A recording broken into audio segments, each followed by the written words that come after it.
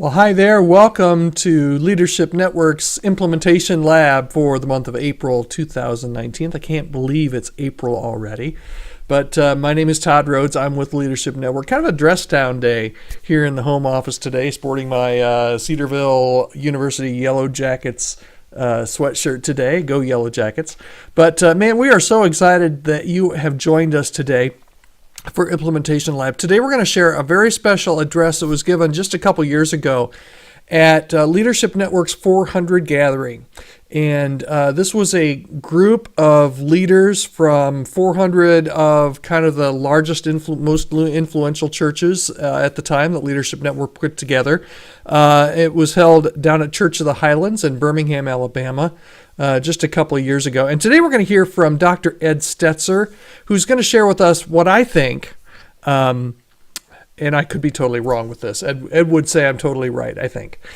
This is in kind of a short video, just a great explanation of why we do church the way that we do church. The way Ed puts it is he borrows a line from former President Obama. Remember when President Obama said, "You didn't build this"?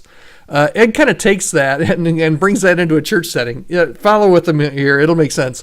That we didn't build the way that we do church, but we build upon others that have built into it. Right. So everything that we do, from the songs that we sing to the places that we meet and how we gather, has kind of come over the ages, at least over the last couple of decades, some of the trends. And Ed is going to share with us kind of how we've gotten where we are. It's to me, who's kind of a connoisseur of churchy and church things and church history, this is really, really a good few minutes that we get to spend together today listening to Ed share. So we're going to do that in just a moment. What we would like you to do is download your execution plan template. Now this month's implementation lab is a little bit different. We normally say we'd like you to move from ideas to implementation to impact. This is more of a learning as far as how you can kind of learn why your church is the way it is. And I think that after you listen to this, it will give you a totally different perspective, or at least a nuanced perspective on kind of why your church is the way it is, and as Ed challenges toward the end, how do we continue not to get stuck kind of in the trends and in the way the way that we do things in our churches? How do we not get stuck in that in any particular paradigm? And how do we continue to make much of Jesus even as the trends around us and the culture around us changes? I think you're really going to enjoy that. Before we give it over to Ed, I want to remind you that our next lab session will be 2 weeks from today. It's going to be April 16th. Same bat time, same bat channel, right here on your Implementation Lab homepage. You'll be able to sign in. We'll send you an email about that, but the Made to Flourish Lab is going to be Tuesday, April 16th. Okay, we're going to turn it over to Dr. Ed Stetzer. Listen to this, and we'd love to hear your comments afterwards.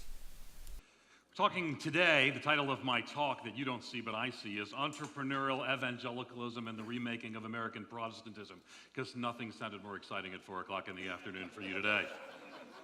Well, the reality is when we look to innovation, we have to see the sources of some of the innovation, right? In other words, don't miss this, the future is always rooted in the past. There are some trends that we have inherited, right, that we have built upon. And we've heard people quote people from 20 years ago. We've heard that. We've actually heard people talk about they learned this from so-and-so and they learned this from so-and-so. When we talk about innovation, when it comes to church, I want to remind you, you didn't build this, right? That's a line that President Obama said that people really got upset about. He said, you didn't build this. But I got to tell you, it was true what he said, and it's still true today. You didn't build this. We built upon this. And so I want to look about what we built upon as inheritors of an idea or a series of ideas that made innovation acceptable, appropriate, and welcomed in the church. Because the reality is today, your church probably worships like a Calvary Chapel and is led like a Saddleback, and there are reasons why that's the case. And so I want to talk and walk through some history with you today, because again, there's nothing more exciting than history in the afternoon. But I think you'll find it helpful. Let's take a look at the slide I want to begin with. I call this Evangelical Trends. Let me start back in the 70s. Can we do 4 decades of history in about 10 minutes? I think we can. Back in the 70s, any of you in ministry back in the 70s? Anybody back then? Okay, a few of you, Sam, a couple others, all right. Wow, like Sam. Well, welcome, Sam. I'm glad you're here. How were the 70s? Was it a good time? It's great. It's great. So in the 70s, we found a very clear distinction. We had groups of people who were evangelical, and we had the Pentecostal charismatic movement. Most historians, there you go, I heard that. Most historians think there are 2 waves of the charismatic movement, the Pentecostal movement. The first wave was classical Pentecostalism. That wave still goes on. Assemblies of God, Church of God, Cleveland, and others believe that the baptism of the Holy Spirit with the initial physical evidence of speaking in tongues. A second wave comes. Some would date it beginning at Duquesne University among Catholics, and then spreads to Episcopalians and others, to Dennis Bennett and others, and it's called the charismatic movement in the 60s and 70s, but still largely outside of the mainstream of evangelicalism until things begin to change and things begin to happen with something called the third wave. Now, I want you to stay with me because this will make sense when we begin to talk about the third wave and its influence and the way it changed and impacted us. Something happened that predates our era that still today influences our era. We didn't build this, we built on this.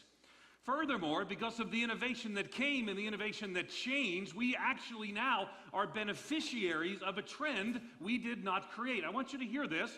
People say, what are the trends in Christianity? Some say it's a trend towards liturgy. There's not a trend towards liturgy. Some say it's a trend towards house churches. There's not a trend towards house churches. Some say it's a trend towards traditional churches. There's not a trend towards traditional churches. There are outliers who go that direction. My daughter has recently decided to rebel against the faith of her father, which was reared on guitar music with 4 chords in contemporary churches and screens.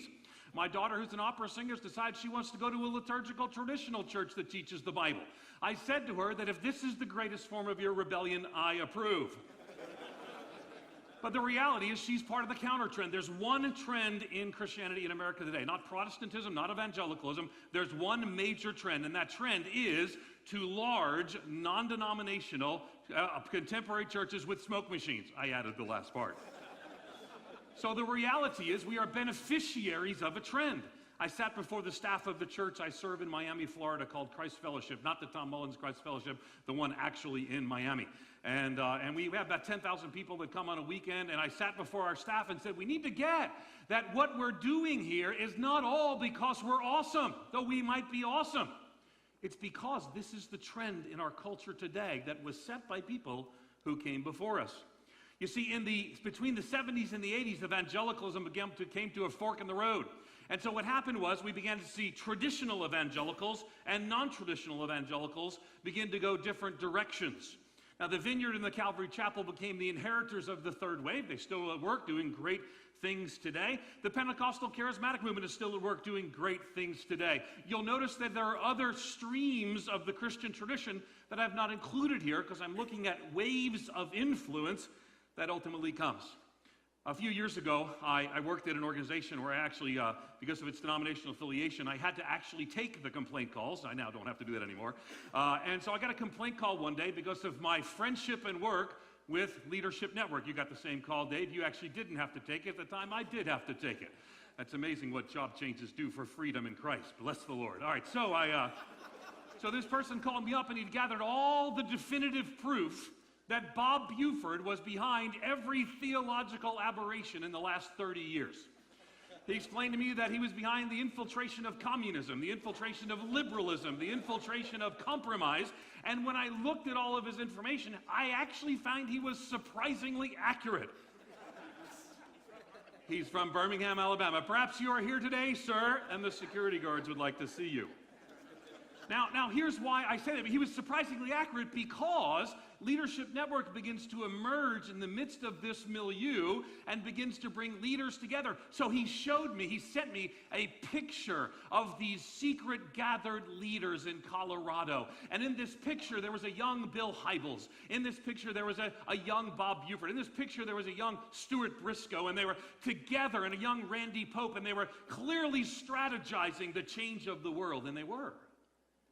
And he began to recount for me these different steps and these moments. He was right that Bob Buford and Leadership Network has a disproportionate influence here on non-traditional evangelicalism. Matter of fact, let's divide up evangelicalism into three broad categories, right? We have traditional evangelicals, we have pragmatic evangelicals, and we have younger evangelicals. Now, I will tell you, my life was largely spent in pragmatic evangelicalism with some connection to younger evangelicalism. However, now, interesting enough, I'm actually serving traditional evangelicalism. It's still here.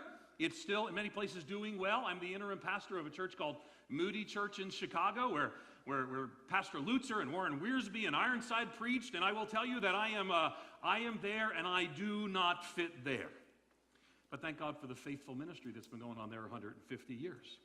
But what began to shift is, in the 80s, the rise of pragmatic evangelicalism began to remap Protestantism. By the way, these categories are not mine. They're Robert Weber's category in his book on the younger evangelicals. But what began to shift is the pragmatic evangelicals began to take the worship practices of the third wave.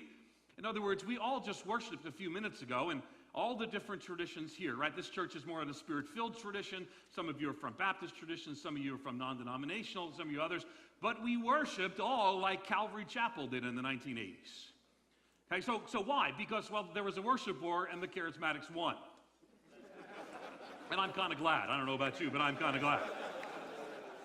So pragmatic evangelicalism adopts the strategy in the worship, but then it begins to be influenced by other trends, right? So I guess, of course, we begin to see some of these shifts. Look at this contemporary church trend begins to become more and more prevalent. I'm going to get there in just a moment, but something happens in the 80s and the 90s that many of you remember. And what happens is Willow Creek and Saddleback become this huge influence in the midst of all of this. Going to go to the next slide. So we have the Willow Creek the Willow Creek seeker-driven methodology. I think it's one more slide. We have the Willow Creek seeker-driven methodology and the purpose-driven methodology, and it becomes, so many of you are taking pictures, don't send this to Rick Warren. Because both Willow Creek and its seeker-driven methodology and purpose-driven and its church paradigm methodology have clearly declined in influence as paradigms of ministry. But when I was a pastor planting a church in Erie, Pennsylvania in the early 90s, I got myself an Hawaiian shirt and shoes without socks, and I was excited to be there. A little cold in Erie, Pennsylvania in that. And then in 2006, when Mark Driscoll invited me to be at the Reform and Resurge Conference, I said at the beginning of my talk, I welcome all the Hawaiian shirt-wearing, purpose-driven refugees to a different way to do ministry. Now, why? Because the reality is though Heibel's and Warren's personal influence is higher than it's ever been, their paradigm influence is not as influential as it once was. In the 1990s, 1 out of every 10 churches in the United States called themselves purpose-driven. Now, if I asked around this room how many of you identify your church publicly as purpose-driven today, I'm guessing the numbers would be substantially lower. But in a sense, we are inheritors of trends they help to create. Right? How many of us talk about becoming fully devoted followers of Christ? Right? So how many of us talk about moving people around sequential steps towards a greater sense of discipleship? I wrote my DMin dissertation on the topic of how purpose-driven could be implemented into a local church, and I'm thankful for what I learned. Over time, of course, things change. Every generation has to invent its own paradigms. As a matter of fact, every generation thinks they've actually discovered sex, theology, music, and church paradigms. No one thought about these things before us. Certainly not our parents. But you didn't build this, you built on this. So the way that we do things today are deeply driven by people who have gone before us. And I think that there's a sense of immaturity that sometimes is evident in our lives and our churches. When we largely strategize our churches in the way that people first began to do 30, 40 years ago and think we came up with it. They say, well, isn't it longer than 30, 40 years ago? Actually, in some ways it is, in some ways it's not, right? So when we talk about we didn't build this, we built on this, we can actually trace this church back to another church that planted it, to another church that planted it, to another church that planted it, all the way back to the first Pentecostal church in Jerusalem. You are not fooling us, Chris Hodges. We know what you believe. So we trace that back, right? So, but in a sense, the idea of innovation in the church is actually a relatively new idea and not culturally affirmed in all settings. Rick Richardson, my colleague, is Anglican priest, serves on faculty with us at the Billy Graham Center, where I serve as the head of the Billy Graham Center and teach there. And when we were coming here, we met some people in the airport and a person from another cultural background and said, "What are you going to speak on?" And Rick said, "Entrepreneurial evangelicalism." And he was deeply concerned that we shouldn't bring those ideas in the church. Well, we did. It wasn't all good. I hope we have the maturity to recognize that, right? I think sometimes people think that every innovation turned out in the right direction. It didn't.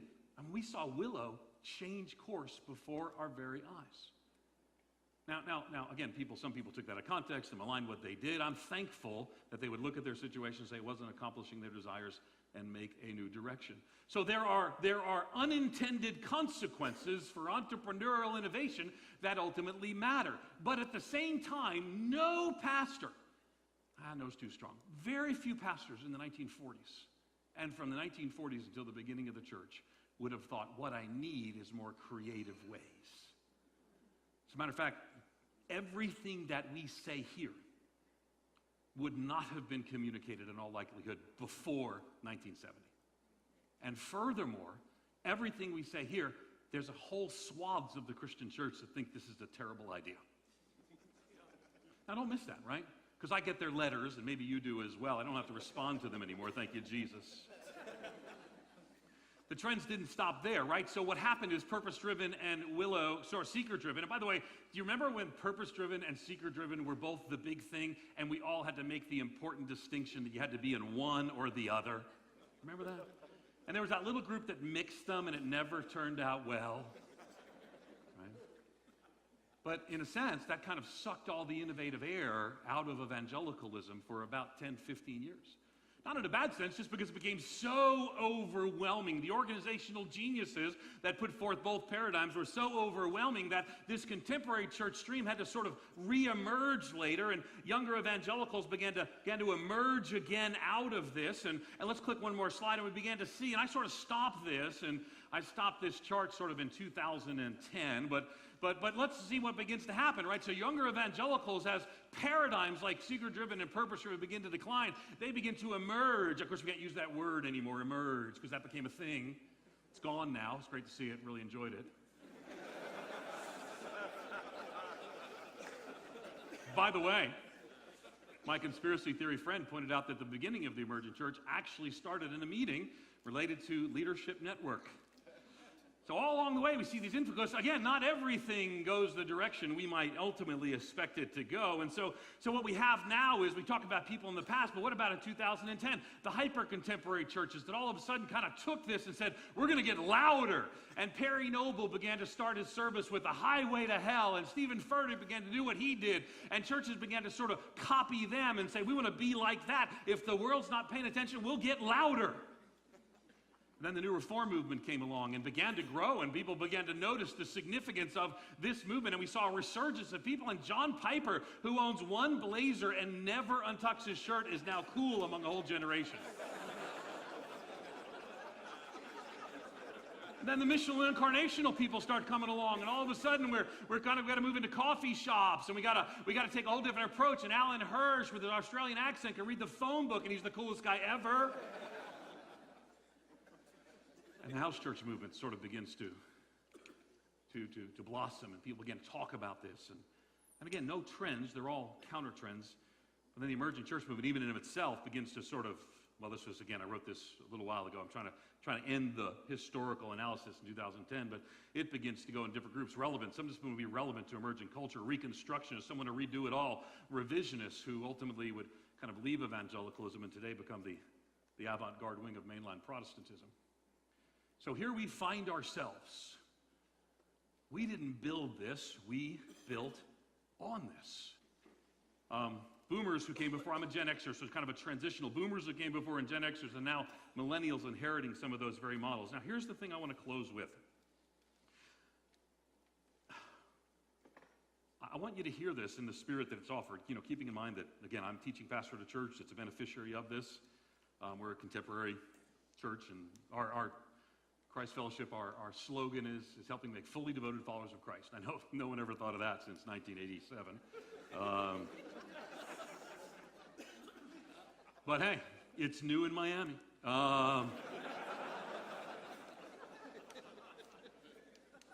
All of us here have been blessed, or else you wouldn't be here. But what I want you to hear is this. You're not just blessed because you're awesome, though I would say there's many awesome churches in this room. But you are beneficiaries of a process you didn't create.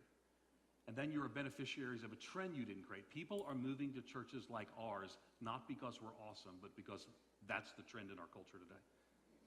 So my exhortation to you is to be stewards of a legacy, a twofold legacy. A legacy that is built before you, people who have helped think innovative ways and innovative strategies that nobody was talking about, and they paid a price for. But then I also want to say to you is this. If you got a great, cool church, and all likely people are going to keep going to your great, cool church. So the question is, if that's to what people are attracted to, statistically it seems to be that is the trend inside all of Christianity in the Western English-speaking world today. If that's the trend, how might we not get caught up in the unintentional side effects of people who are coming to us and rushing to us? How might we make much of Jesus? How might we focus on the gospel? How might we drive them to the scriptures so that ultimately entrepreneurial evangelicalism in its new forms and its new millennial expressions will make much of Jesus in this generation and for generations to come. Thanks for the opportunity to share with you. Okay, thanks, Ed. Man, I told you it was going to be good. Did you enjoy that? I just think that Ed has a way, at least he has a way in this presentation to kind of take a lot of the things, that are kind of rolling around in my head as I was thinking about kind of church trends and how and why we do things the way we do in our churches today, and kind of gives some historical context, but also some cultural and social context to that as well. So it was very beneficial. Again, you'll be able to watch this right here on your Implementation Lab home screen. This in particular, I think, would be a great presentation to share maybe at a staff meeting or a staff gathering or with a group of leaders when you kind of are trying to communicate a little bit more as to why you do things the way you do them, right? So you can watch that here on your Implementation Lab homepage. Again, if you have any questions for us, you can send those to us at lab@leadnet.org. lab@leadnet.org. We'd love to hear your comments and your input and your suggestions for future lab sessions as well. And before we let you go, we want to remind you 2 weeks from today is going to be our next implementation lab presented by Made to Flourish. Again, we'll send you an email with more details on speaker and topic just a couple days before that happens. But you can mark your calendar, though, right now, 2 weeks from today, April 16th. Thanks so much, Todd Rhodes from Leadership Network. Have a great day.